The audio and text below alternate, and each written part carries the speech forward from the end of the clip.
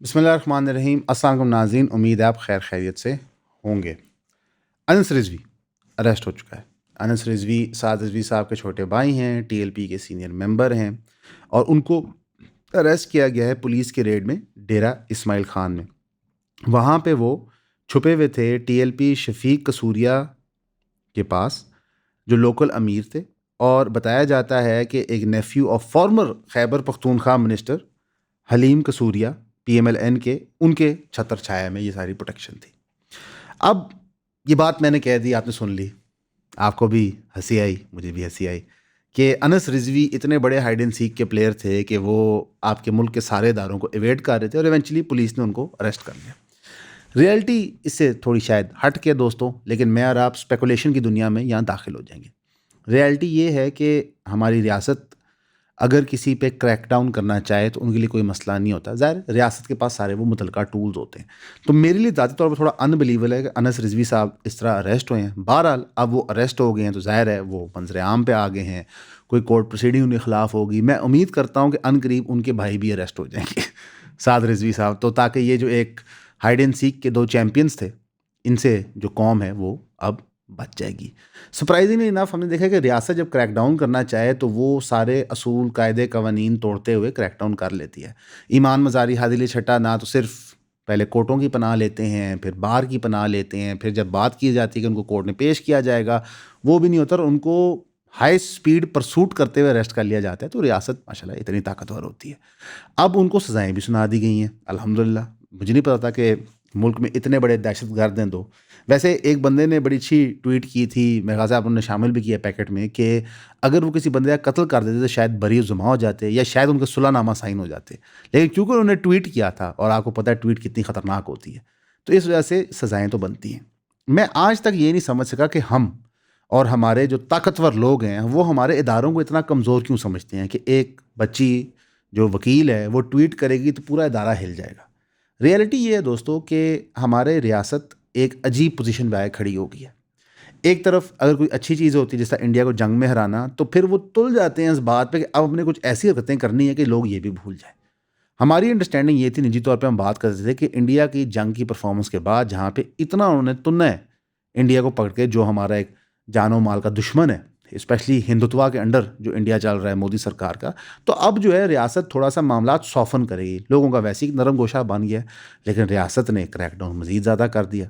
पता नहीं ये कौन लोग हैं, क्या सोचते हैं, क्या फ़लसफ़ा है। कई दफ़ा हम इंटरनली बैठ के सोचते हैं कि यार ये प्रोपेगेंडा भी अच्छा नहीं करते।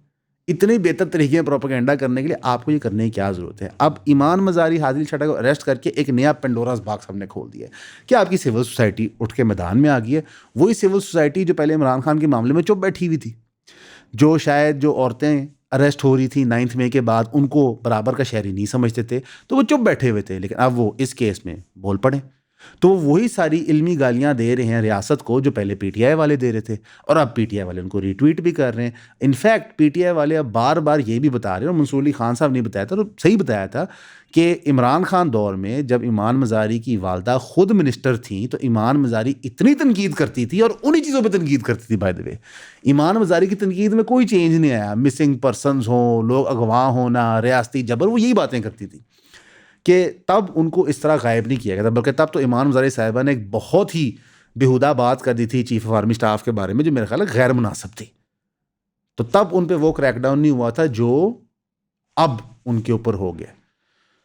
ये एक अजीब रियलिटी है। आप ईमान मज़ारी के बारे में जो भी सोचें, हमारे भी उनसे इख्तलाफ राय हो सकती है, लेकिन ये कोई तरीका नहीं है।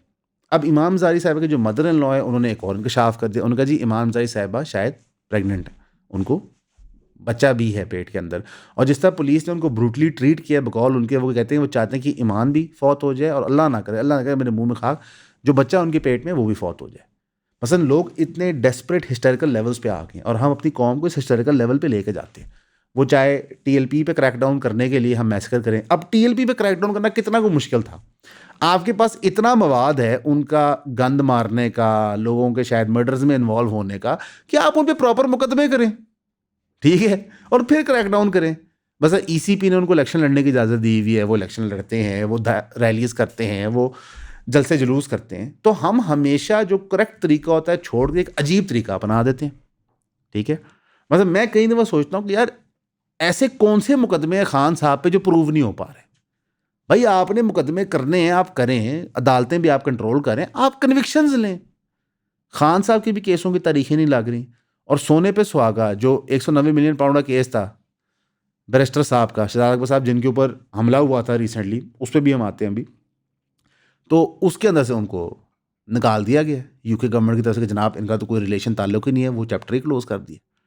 तो हम पता नहीं क्यों प्रॉब्लम्स को खुद कॉम्प्लिकेट करते हैं, फिर उनको ओवर कॉम्प्लिकेट कर देते हैं। मतलब मैं एक पीटीआई के पंडित हैं शहबाज गिल साहब, उनका तजिया सुन रहा था कि बेसिकली ईमान मजारी वगैरह वाली न्यूज़ अभी हॉट इसलिए की गई है ताकि आपकी नज़र पीस बोर्ड से हटा दी जाए। काश रियासत इतना सोचती होती, मेरा तो नहीं ख्याल वो ऐसे सोचते हैं। वो ईमान मजारी को एक और थ्रेट समझते हैं, पीस बोर्ड का नैरेटिव वो एक और थ्रेट समझते हैं। और रियलिटी ये है कि किसकी पीस बोर्ड से नज़र हटी है? पूरी दुनिया पीस बोर्ड की बात कर रही है, पूरी दुनिया ईमान मजारी की बात कर रही है, पूरी दुनिया हादली चट्टा की बात कर रही है, और पूरी दुनिया अब अनस रिजवी के अरेस्ट की बात करेगी।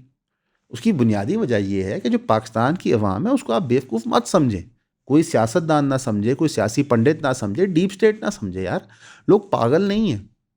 लोगों को नज़र आ रहा होता है कि चीज़ें नॉर्मली नहीं हो रही, एबनॉर्मल बिहेवियर हो रहा है। देखिए आप एक घर के अंदर वालिद है, वालदा है, बीवी, बच्चे, एक फैमिली इकोसिस्टम होता है, एक नॉर्मल बिहेवियर का पैटर्न होता है। जब उस पैटर्न से हट के कोई चीज़ होती है तो एवरीबडी अंडरस्टैंड है कुछ ऐसा इस बंदे की ज़िंदगी में हो रहा है जो इसको एबनॉर्मल बिहेव करवा रहा है। तो हमारी रियासत, हमारे सियासतदान एबनॉर्मली बिहेव कर रहे हैं। मतलब मैं आपको दो छोटे वाक़े के थ्रू समझा देता हूँ। आग लगती है कराची में एक प्लाजा में, और आग लगती है लाहौर एक प्लाजा में। कराची वाली बहुत बड़े पैमाने पे आग लगती है और मोस्ट एक्सट्रीम फायर डैमेज आपको देखने को मिलता है। लाहौर के अंदर आग उससे बनिस्बत काफ़ी छोटे पैमाने पे लगती है, लेकिन दोनों में आपको नज़र आता है एक इनहेरेंट फॉल्ट हमारे इदारों का टू इंश्योर के स्प्रिंकलर्स काम करें, इमरजेंसी एग्जिट्स काम करें ना करें। ठीक है, लाहौर के अंदर भी आपको ये देखने को मिलता है जो इंडिगो प्लाजा में आग लगी है, लेकिन आपको रिस्पॉन्स टाइम में फ़र्क नज़र आता है।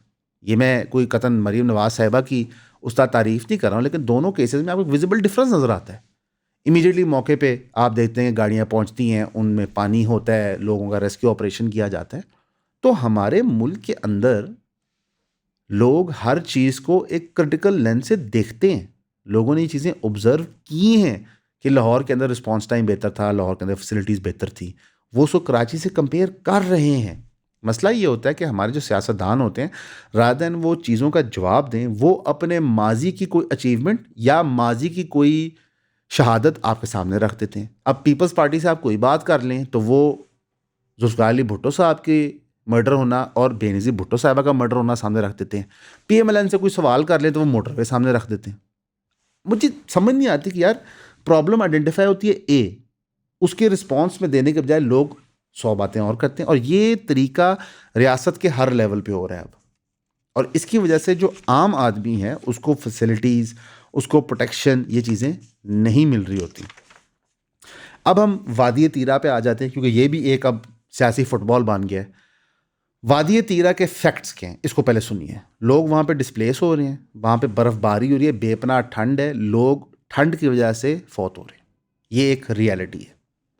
ठीक है, अब प्रोविंशियल गवर्नमेंट कहती है कि जनाब फेडरल जो ऑपरेशंस कर रही है, जो बार बार डीजीएसपी साहब भी बताते हैं कि हम ऑपरेशंस कर रहे हैं, ये हमारे कनेक्टिक ऑपरेशंस है, इतने हम करते हैं, उसकी वजह से लोग डिस्प्लेस किए जा रहे हैं, हम ऑन बोर्ड नहीं हैं। अब इसके ऊपर पूरा एक नैरेटिव बिल्ड किया जाता है फेडरल की तरफ से, जहां पहले कहा जाता है कि शायद ये दहशतगर्द हैं पीटीआई वाले, शायद इनके घरों पे हमला नहीं होता, लेकिन फिर इनके घरों पे भी हमला हो जाता है। फिर वो ये नैरेटिव बिल्ड करते हैं कि नहीं, एक्चुअली फेडरल गवर्नमेंट तो कोई ताल्लुक नहीं है, ये एक्चुअली प्रोविंशियल गवर्नमेंट की रजामंदी से हो रहा है। इसके ऊपर प्रोविंशियल गवर्नमेंट बताती है कि जनाब आप मौके के ऊपर से एसी और डीसी से ज़बरदस्ती साइन अंगूठे करवा रहे हैं, चीज़ों पर को गायब कर रहे हैं, तो हमारी कौन सी रजामंदी है? ये 24 मेंबर्स की जो साइनिंग की आप बात कर रहे हैं, इन्होंने जोर जबरदस्ती उन्होंने साइन ली है। इसमें आईजीएफसी से इनकी मुलाकात हुई है, इन 24 लोगों की, इनको उठाया गया है कुछ को, और उसके साथ कोर कमांडर साहब की भी इनकी मुलाकात हुई है। जहां तक आप सीएस की बात और डीसी की बात कर रहे हैं, तो यहाँ पे लोगों को फैसिलिटेट हम नहीं करना है। अगर उनको लोगों को जबरन खिला के जरिए घर छोड़ने पड़ रहे थे, इस सख्त मौसम में कौन जाए? लेकिन इस सारे में नुकसान किसका हुआ है? वो लोग जो ठंड में बैठे हैं।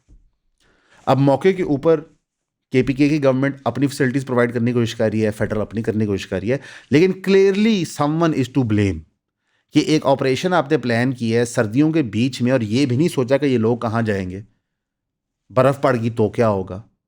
तो क्लियरली एक फेलियर है ऑन ऑल लेवल्स। और ज़्यादा बड़ा फेलियर ये फेडरल गवर्नमेंट का ही बनता है, डीप स्टेट का ही बनता है, क्योंकि मिलिट्री ऑपरेशंस वो कंडक्ट करते हैं। और केपी गवर्नमेंट कौन सा अभी का, वो तो काफ़ी देर से शोर मचा रही है। अब इस पे एमल वली खान साहब भी मैदान में कूद पड़े, हालांकि वो केपी से नहीं है, वो तो सेनेटर हैं फ्रॉम बलूचिस्तान।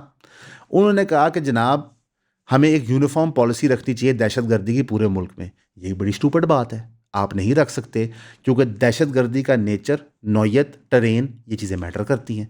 जो दहशतगर्दी को रोकने की पॉलिसी लाहौर में होगी, वो कतन आपकी तीरा में नहीं हो सकती, वो कतन आपकी पसनी में नहीं हो सकती। हर जगह के डायनामिक्स डिफरेंट होते हैं। ठंड काफी हो गया है नो, अगर आप भी शाम को कोजी फील करना चाहते हैं, अपनी मॉर्निंग वॉक को एंजॉय करना चाहते हैं, तो ये 100% कॉटन फ्लीस 350 GSM इयॉन की ब्रीदेबल स्पोर्ट्स वेयर हुडी आप ले सकते हैं। सिर्फ इयॉन की हुडी नहीं है, इसके पीछे एक बहुत आला डिजाइन है जो कमेमोरेट करता है पाकिस्तान के एक हिस्टोरिक अचीवमेंट को, also known as the Soviet jihad. ये डिजाइन एक खातून ने सरप्राइजिंगली डिजाइन किया था राइट हियर एट इयॉन, और इसके अंदर आप देख सकते हैं कि हम कमेमोरेट करते हैं ज़ियाउल हक की victory over the snake of communism in India. जो 71 की जंग के बाद हमें लगा था कि पाकिस्तान जो है वो थक चुका है, फिर पाकिस्तान ने अपने मसल्स फ्लेक्स किए थे, अपनी न्यूक्लियर पावर को डेवलप किया था, अपनी गोट पावर को डेवलप किया था, और अपनी एयर फ्लीट को भी, और साथ ही साथ अपेरेंटली रैम्बो के साथ भी काम किया था एट सम पॉइंट अफगानिस्तान को फतह करने में। तो अगर आप पाकिस्तान की कामयाबी को एक कूल तरीके से कमेमोरेट करना चाहते हैं, अगर आपको एक ironic and yet powerful and masculine hoodie चाहिए जो कि कंफर्टेबल भी है और अफोर्डेबल भी है, तो सिर्फ 5,000 रुपये में, अगर आप छोटे बच्चे हैं, अगर आप बड़े बच्चे हैं, तो 6,000 रुपये में आप johnpodcast.com पे ये हुडी परचेस कर सकते हैं। थैंक यू ये एक एवर इवॉल्विंग मॉन्स्टर है, इसको डील करने के लिए आपको एवर इवॉल्विंग पॉलिसी चाहिए, और उसके लिए आपका military, federal government, provincial government को सेम पेज पे होना ज़रूरी है। वो अचीव नहीं कर पा रहे। और रियलिटी ये है दोस्तों कि बलूचिस्तान पे जहाँ पे फेडरल, प्रोविंशियल और मिलिट्री सेम पेज पे है, तो वहाँ पे भी हम कंटिन्यूसली हमारे जवानों की शहादतें देख रहे हैं, वहाँ भी टेरर अटैक्स इंक्रीज़ होते हुए देख रहे हैं। तो ये एक पॉलिसी ड्रिवन चीज़ नहीं है सिर्फ, ये एक कॉम ड्रिवन चीज़ है। जब तक कौम एक इशू के पीछे नहीं लगेगी, वो रिजॉल्व नहीं होगा, स्पेशली दहशतगर्दी जैसा। और कौम क्यों नहीं पीछे लग पा रही, इसके भी जवाब ले लेते हैं। वो इसलिए नहीं लग पा रही क्योंकि कौम को ट्रस्ट नहीं है गवर्नमेंट के अंदर। वो ट्रस्ट आप कहाँ से लाएंगे? बसंत करवा के नहीं आएगा। मैं आपको यकीन दिलाता हूँ, आप जितनी मर्जी बसंतें करा लें, लोगों का ट्रस्ट आप में बहाल नहीं होगा। लोग तफरीह कर लेंगे, तफन्नन एंजॉय कर लेंगे, लेकिन आपको ट्रस्ट नहीं करेंगे। ट्रस्ट CCD से वापस नहीं आएगा। ट्रस्ट मेयर कराची के इस बात को कहने से वापस नहीं आएगा कि जनाब ये पॉलिटिकल इशू नहीं, इसको पोलिटिसाइज ना करें। ट्रस्ट तब वापस आएगा जब लोगों के वोट की एक रिस्पेक्ट हो। जब नवाज शरीफ साहब ने कहा वोट को इज्जत दो, तब लोगों ने उस आइडिया की रिस्पेक्ट की। जब इमरान खान ने कहा हकीकी जमहूरियत, लोगों ने उस चीज़ की रिस्पेक्ट की। ये एक फंडामेंटल चीज़ है। जितने मर्जी दानिश्वर लोग ये इकट्ठे होकर कहना चाहें कि जनाब लोगों को तो पता ही नहीं है, लोगों को समझ ही नहीं है। पाकिस्तान में जब जब लोगों ने जमहूरियत के लिए आवाज़ उठाई है, तो पाकिस्तान की अवाम ने रिस्पॉन्ड किया है। वो चाहे भुट्टो साहब के लिए हो, चाहे बेनज़ीर के लिए हो, चाहे नवाज शरीफ के लिए हो, चाहे आज इमरान खान साहब के लिए हो, या चाहे वो फातिमा जिन्ना साहिबा के लिए हो। तो पाकिस्तान की अवाम जो एक्चुअल मांग कर रही है वो डेमोक्रेसी की है, कि आप हमें राइट दें कि हम प्रेजेंट हो सकें। अब अता ताड़ साहब कह रहे हैं कि जनाब जो PTI गवर्नमेंट है वो फॉल्स क्लेम्स बना रही है। फेडरल गवर्नमेंट ने नोटिस लिया इस चीज़ का कि ये मिसलीडिंग प्रोपेगेंडा कर रहे हैं, और कि 4 बिलियन फेडरल गवर्नमेंट ने साइड पे किया उनके लिए जो वॉलंटरली रीलोकेशन एरिया से चूज़ कर रहे हैं। अब आप इस स्टेटमेंट को ऑब्जर्व करें। अता ताड़ साहब के बकौल लोग वॉलंटरली अपने मकानात छोड़ के जौक दर जौक, पिंड दर पिंड छोड़ के जा रहे हैं। ये हो सकता है? आप एक से लोग ऐसे हैं। जब इनिशियली आर्मी ने ऑपरेशन शुरू किए थे सवात के अंदर इन एरियाज़ में, तो लोग तैयार ही नहीं थे, बदतरीन दहशतगर्दी के अंदर भी तैयार नहीं थे अपने घर छोड़ने के लिए। उनके तरले लेने पड़े, उनको फोर्स करना पड़ा, कई चीज़ें करनी पड़ी उनको रिलोकेट करने के लिए। तो अभी वादी तीरा में से लोग गांव दर गांव छोड़ी जा रहे हैं। अजीब बात है। और अब KP के CM सुहेल अफरीदी ने कह दिया कि जनाब मैं ग्रैंड जटगा करूँगा पश्तून कौम का तीरा की इवैक्यूएशन पे। उनका ये जो क्लेम है वॉलंटरी रीएलोकेशन का, ये एक इंतहाई बेवकूफ़ाना स्टेटमेंट है, और मैं पर्सनली लोगों को तीरा तक वापस पहुंचाऊंगा। उन्होंने कहा कि जनाब ये जो नोटिफिकेशन है इसके खिलाफ फॉर्मल अपॉलॉजी इशू करे फेडरल गवर्नमेंट। साथ ही उन्होंने एक और बयान में कहा कि जनाब मैं पीछे हटने वालों में से नहीं हूँ, ये मुझे डिसीट करने की कोशिश करेंगे, और अगर वो नाकाम हुआ और मैं फिर भी पीछे ना हटा तो फिर ये मुझे असैसिनेट भी कर सकते हैं। ये आपका सिटिंग CM KPK कह रहा है।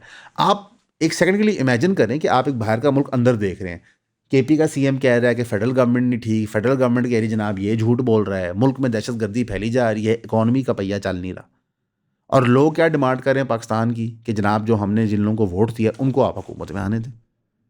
तो आप क्या क्या मैनेज करेंगे, किस किस चीज़ को फायर फाइट करेंगे? अगर हम दहशतगर्दी की जेनेसिस की बात करें पाकिस्तान में, तो कोई रिस्पॉन्सिबिलिटी लेने को नहीं तैयार। एक मलबा दूसरे फेंकता है, दूसरा तीसरे बेचता है। कोई बंदा इंडिपेंडेंट तरीके से इस पर तजिया करता है, उसको उठा लिया जाता है। ईमान मजारी क्या है? वो उस पर तजिया करेगी यहाँ पे क्या होता रहा है, उसको उठा लिया जाता है, अरेस्ट कर लिया जाता है। तो हमारे मुल्क में इतनी कन्फ्यूजन क्रिएट हो गई है, इतनी कन्फ्यूजन की फ़ज़ा कायम कर दी, कोई भी प्रोपेगेंडा काम कर सकता है। और फिर हमारे इदारे, हमारी गवर्नमेंट कहते हैं कि आप प्रोपेगेंडा में क्यों आ जाते हैं। और सर, आपने हमें इतना कन्फ्यूज़ कर दिया है कि कोई बंदा कोई भी रात खा के निकल सकता है। आप ये सोचें कि एक मुसलमान पाकिस्तान में होते, मुसलमानों की हालत इंडिया में देखते हुए लोग अब 2 नेशन थ्योरी को क्वेश्चन कर रहे हैं। तो इस नहज पे हम कैसे पहुंचे, इसके सवाल का कौन जवाब देगा? और ये एक हार्श रियलिटी है। अब वकीलों ने जी इमाम मज़ारी के और उनके मियाँ के अरेस्ट होने पे 3 दिन की स्ट्राइक कर दी है। लतीफ़ा है जी, कोई फ़र्क नहीं पड़ना इस चीज़ से। उस 3 दिन की स्ट्राइक में उन्होंने कहा है कि police entry, court premises ban है, कोई बंदा अंदर बाहर नहीं हो सकेगा, कोर्ट प्रोसीडिंग्स रोकी जाएंगी इस्लामाबाद में। वकीलों ने पूरे मुल्क में से उनके लिए ट्वीट किया है, उनके हक़ में बात की है, लेकिन मेरा नहीं ख्याल ऐसा कोई रिजल्ट निकलेगा, टू बी फ्रैंक। मतलब अनफॉर्चुनेटली हमने देखा है कि रियासत इस वक्त कोई परवाह नहीं करती। एक्स सुप्रीम कोर्ट के जज अतर मिल्ला ने इमाम ज़ाहिर और हादी छठे के कन्विक्शन के खिलाफ बात की है। उन्होंने कहा जी यंग वकीलों को आपने दहशतगर्द डिक्लेयर कर दिया है, ये जमहूरियत में कहाँ होता है, पाकिस्तान में कौन सी जमहूरियत है। उन्होंने कहा जी वायलेंस नॉर्मलाइज हो गया है। जब यास्मीन राशिद साहब 70 साल की खातून थी, उनको कैंसर था, उनके खिलाफ वायलेंस किया जा रहा था। असल में ना अब एक चीज़ क्लियरली एक्सपोज हो रही है। हमारा जो लिबरल तबका था, जो हमारी सिविल सोसाइटी थी, वो कुछ लोगों को बेहतर समझते थे। अब जब सेम ट्रीटमेंट सब पे हुई है, तो अब सबको समझ है कि नहीं यार, रियासत गलत कर रही है, रियासत को इस तरह लोगों पे दहशतगर्दी की दफा, दहशतगर्द डिक्लेयर करना, जुल्म बर्बरियत करना नहीं चाहिए। यह चीज़ सामने आ गई है। अगर हम इंटरनेशनल फ्रंट पे देखें तो वर्चुअली जो पाकिस्तान में हो रहा है वो भी इंटरनेशनली अल्हम्दुलिल्लाह हो रहा है। अब वो 3 गोरे लोग जो शहजाद अकबर आदिल पे हमला किए थे, वो पुलिस ने पकड़ ली है। अब जाहिर है हमने यूके की गवर्नमेंट को एक नया मवाद दे दिया है। अगर आपको लगता है बाय द वे यूके की स्पाई एजेंसीज ये काम नहीं करती, तो आप बेवकूफ़ हैं। अब वो ये मवाद इकट्ठा करेंगे, वो इनके शफात करेंगे, हमें किसने हायर किया, क्यों किया, इस पर इन्वेस्टिगेशन होगी, इस पर एक नया पेंडोरा बॉक्स खुल जाएगा। ज़ाहिर है इंडिया को हमने एक और मौका दे दिया कि वो हाइप अप करें ये नैरेटिव। तो रियलिटी ये है कि ताली 2 हाथ से बजती है, और अनफॉर्चुनेटली हम बार बार ताली बजाई जा रहे हैं। पाकिस्तान ने आज के दिन डिसाइड करना है कि T20 वर्ल्ड कप के अंदर वो पार्टिसिपेट करेंगे नहीं, गिवन कि बांग्लादेश जो है उसके साथ ज़्यादती की जा रही है, और ये जेन्युइन ज़्यादती है। इंडिया रिफ्यूज़ करता है पाकिस्तान में प्ले करने के लिए, because security issues. Pakistan refuse करता है इंडिया में प्ले करने के लिए। जो बांग्लादेश कम्युनिटी के साथ हो रहा है इंडिया के अंदर, तो सेंस बनता है वो इंडिया प्ले नहीं करना चाहते। ICC पाकिस्तान इंडिया को अकोमोडेट करता है, तो बांग्लादेश को भी करना चाहिए। प्रिंसिपल ये कंसिस्टेंट होल्ड करता है, और मेरा ख्याल है कि पाकिस्तान को वर्ल्ड कप पे नहीं जाना चाहिए। इससे रेवेन्यू का लॉस होता है, फाइन, लेकिन आप इस पे स्टैंड लें, बिकॉज ICC अब लॉपसाइडेड तरीके से ऑपरेट कर रही है, और ICC को पोलिटिसाइज करने में बहुत बड़ा बीजेपी और इंडिया का हाथ है। हमारा प्रिंसिपल स्टांस ये है कि स्पोर्ट्स को पोलिटिसाइज नहीं होना चाहिए, अक्रॉस पॉलिटिकल लाइंस खेलना चाहिए। लेकिन जब अब पूरा गवर्निंग बॉडी ही पोलिटिसाइज हो गई है कि लिटरली आपके होम मिनिस्टर अमित शाह का बेटा जय शाह ICC का चेयरमैन है, तो बात ख़त्म हो गई। फिर तो आप एक स्टूपिड गेम खेल रहे हैं जहाँ हर चीज़ स्क्यूड है आपके खिलाफ। ज़ाहिर है इंडिया ने इसको अपनी एक पर्सनल वेंडेटा बनाया हुआ है। मोदी ने चूरन बेचना होता है अपनी आवाम को, उसलिए बड़ा ज़रूरी है। तो पाकिस्तान को बांग्लादेश की साइड लेनी चाहिए, because Bangladesh is correct in this regard. उनको है जेन्युइन सिक्योरिटी, स्पेशली जब इंडिया ऐसी चवल हरकतें करता है कि शेख हसीना से एक पब्लिक बयान दिलवा दे, जो वो बैठ के एक ऑडियो मैसेज भेजे। शेख हसीना एक कातिल खातून है, उन्होंने हज़ारों लोगों की जानें वनरेबल की थी बांग्लादेश में, एक जुल्म और बर्बरीत की दास्तान कायम है। इंडिया दुनिया भर में जाया कहता है पाकिस्तान दहशतगर्द है, तो शेख हसीना जिसने जेनोसाइड कमिट किया उसको आपने पनाह दी हुई। तो ये वही बात है सर, हर किसी का कुत्ता टॉमी है, हमारा ही कुत्ता कुत्ता है। अजीब नॉनसेंस बकवासियात। और यही हम लोगों को समझाते हैं कि ज़रूर पाकिस्तान की रियासत गलत करती है, और आप कॉल आउट करें, आप बार बार एड्रेस करें, लेकिन बाकी रियासतें भी अल्हम्दुलिल्लाह उसी जहालत का हिस्सा हैं। ट्रंप ने लिटरली आइस फोर्स को गस्टापो बनाया हुआ है, वो लोगों के कागजात चेक कर रही हैं। अभी उन्होंने एक अमेरिकन शहरी मार दिए, जिस पे ट्रंप भी मजबूर है कहने के लिए देखें आइस ज़रूरी बड़ी है और बड़ा अनफॉर्चुनेट है ये इंसिडेंट हो गया। हर रियासत अपने लोगों पे क्रैकडाउन कर रही है, कंट्रोल कर रही है। ये नहीं सस्टेनेबल मॉडल। आप एक मेजर प्रॉब्लम की तरफ जा रहे हैं। लोग अमेरिका में ये कॉल दे रहे हैं कि खौमेनी तुम यहाँ पे आके हमारी मदद कर दो। मतलब इतनी आपने उनकी सोसाइटी पोलराइज कर दी। और इसकी एक बहुत बड़ी वजह by the way social media है कि आपको एको चेम्बर्स में दबा के ये बड़ी बड़ी टेक कॉरपोरेशंस खरबों डॉलर कमा रही है और आपको उसी एको चेम्बर में रखनी है। मिसाल के तौर पे मैं आपको हमारे चैनल की मिसाल देता हूँ। हमारा एको चेम्बर क्या है? हम हो गए, इंजीनियर साहब हो गए, साहिल अदीम हो गया, कैसर अहमद राजा हो गया, कंजर्वेटिव लोग हैं। आप इसी एको चेम्बर में घूमते रहते हैं और आपके मजीद आइडियाज़ रीइंफोर्स हैं। दुनिया बहुत वसी है यार, उसको देखो, उसको समझो, उसको पढ़ो। और इस टाइम 2026 में दुनिया के अंदर शिद्दत पसंदी इस इंतहा तक पहुंच गई है कि आप इमेजिन नहीं कर सकते किस किस लेवल पे अब शिद्दत पसंदी की मैनिपुलेशन की जा रही है। हमने इसराइल की फस्तायत के मामले में देखा था कि उन्होंने दुनिया भर के इन्फ्लुएंसर, सेलिब्रिटीज़ हायर किए थे प्रोपेगेंडा करने के लिए। लोगों ने उनके खिलाफ काउंटर प्रोपेगेंडा किया था। अभी जो बोर्ड ऑफ पीस बना है उसके SOP और TORs हमारे सामने आ रहे हैं। आपको नज़र आया रियल टाइम में यार कि ये पाकिस्तान ने वनरेबल कर दिया फ़लस्तीन के लोगों को। इस पर क्यों ओपनली बात नहीं हो सकती? तो बुनियादी तौर में पाकिस्तान के अंदर और पूरी दुनिया में एक मेजर क्राइसिस आ गया है of the relationship of the state with its people. ये हर मुल्क में अलमी है। आज हमें ईमेल रिसीव हुई है वेस्ट बंगाल के अंदर से एक मुसलमान बच्चे की कि जनाब आप लोग कभी कभार अपनी वीडियोज़ में पाकिस्तान की बड़ी तनकीद करते हैं लेकिन इंडिया के अंदर मुसलमानों का हाल देखें, उसने कुछ इंसिडेंट्स उसके साथ हैं वो बताएं। तो हर रियासत ने एक स्पेशल ग्रुप बनाया हुआ है, उसको वो पुश प्रमोट कर रही है, उसकी वो खुशनुदी के लिए काम करती है, बाकी अवाम इरेलीवेंट है उनके लिए। ये जो इलॉन मस्क इतना बड़ी बड़ी हुआ था ट्रंप के साथ, वो अपनी ज़ाती मफादात के लिए हुआ था, उसको अवाम में क्या फ़र्क पड़ता है यार। ये जो अडानी अंबानी मोदी जी कर रहे होते हैं, क्यों कर रहे होते हैं? अपने बिजनेसेस के लिए। यही पाकिस्तान में हो रहा है, यही इंडिया में हो रहा है, यही शेख हसीना ने बांग्लादेश में हरकतें शुरू की थी, यही नेपाल के अंदर हो रहा था, यही पूरे यूरोप के अंदर हो रहा है। तो पूरा का पूरी दुनिया इस वक्त एक मेजर क्राइसिस में है कि what is the relationship of the state and it's people. तो मैं तो दुआ कर सकता हूँ, आप लोग भी दुआ कीजिए। और बड़ा क्रिटिकल है कि हम दुआ करें कि जो इसका रिज़ल्ट निकले of relationship of state and the people, तो वहाँ पे लोगों वाला पलड़ा भारी रहे और एक्चुअली रियासत अपने लोगों की सुनना शुरू करे, क्योंकि इन्हीं लोगों में से सॉल्यूशंस निकलते हैं, इन्हीं लोगों के अंदर से प्रॉब्लम सॉल्व होती है।